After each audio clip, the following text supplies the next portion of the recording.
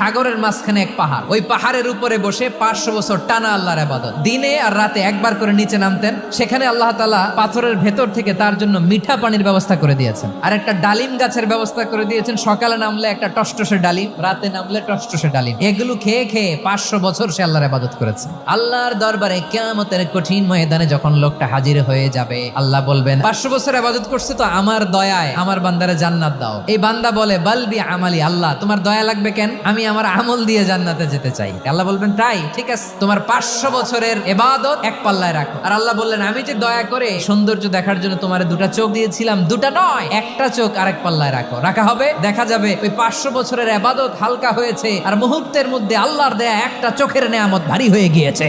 ফলাফল দেখো, হিসাব বলে তুমি এখন জাহান্নামে যাবা, যাও এবার জাহান্নামে যাও। এবার লোকটা কাচুমাচু করে বলে আল্লাহ এবার আমি বুঝতে পেরেছি তোমার দয়া ছাড়া দুনিয়ায় কেউ জান্নাতে যেতে পারবে না।